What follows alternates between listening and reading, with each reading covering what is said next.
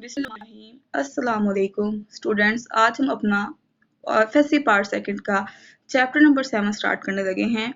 Chapter का name है fundamental principles of organic chemistry.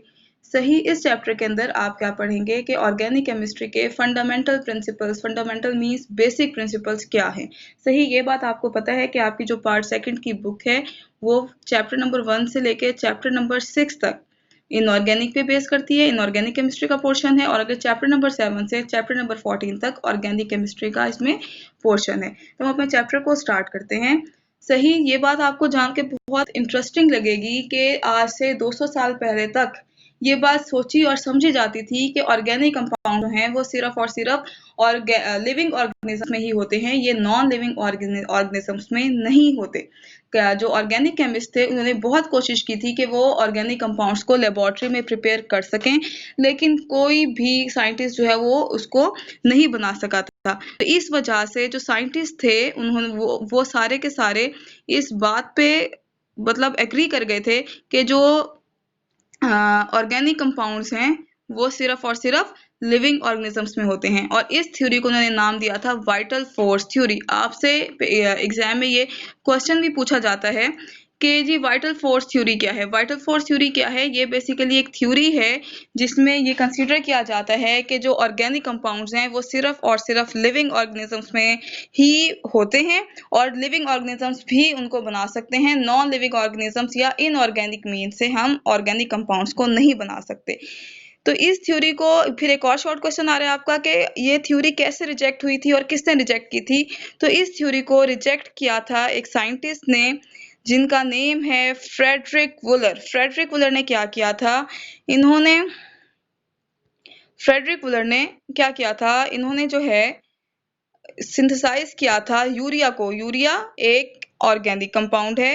ये यूरिया NH2CO ये ऑर्गेनिक कंपाउंड है जो कि एनिमल्स के यूरिन में पाया जाता है। इसको उन्होंने सिंथेसाइज किया था अमोनियम सायानेट से। अमोनियम सायानेट जो है वो क्या है? अमोनियम सायानेट एक इनऑर्गेनिक कंपाउंड है।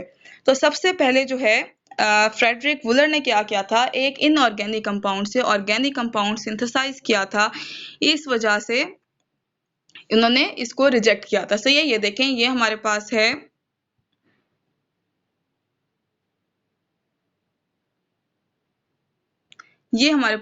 अमोनियम सायानेट और इससे उन्होंने यूरिया बना लिया था। सही है, तो यहाँ पे आपके दो शॉर्ट क्वेश्चंस हमने पढ़ लिए। पहला शॉर्ट क्वेश्चन क्या है कि what is vital force theory.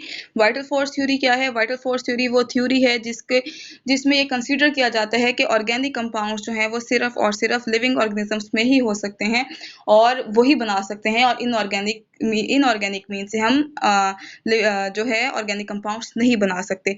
दूसरी बात हमने क्या पढ़ी कि जो ये वाइटल फोर्स थ्योरी थी फिर ये कैसे गलत हुई और कैसे कोई ऑर्गेनिक कंपाउंड बना।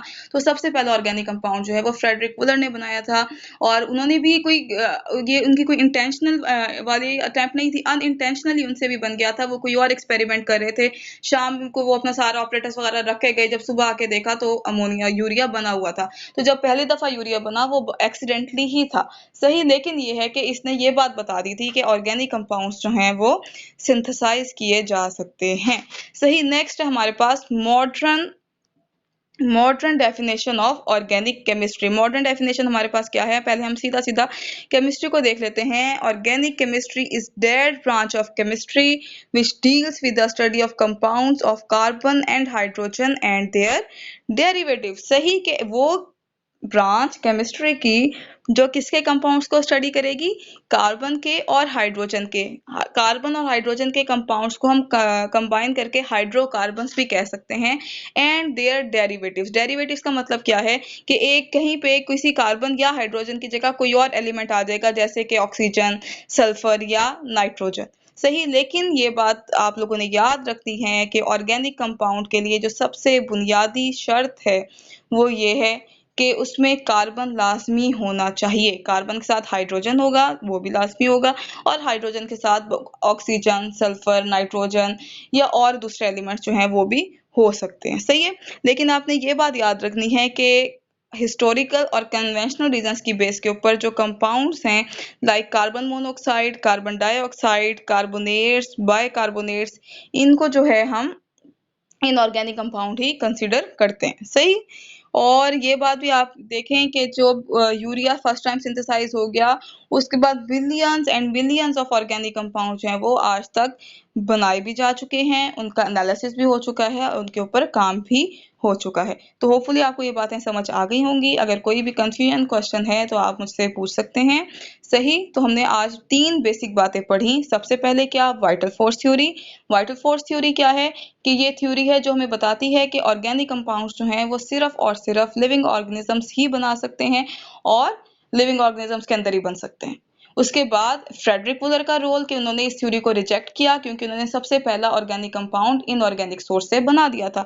और तीसरी बात, हमने डेफिनेशन पढ़ी ऑर्गेनिक केमिस्ट्री की। डेफिनेशन क्या है कि ऑर्गेनिक केमिस्ट्री वो ब्रांच है जो कि डील करती है study of carbon and hydrogen, compounds of carbon and hydrogen and their derivatives. सही। होपफुली आपको समझ आ गई होगी। Thank you very much.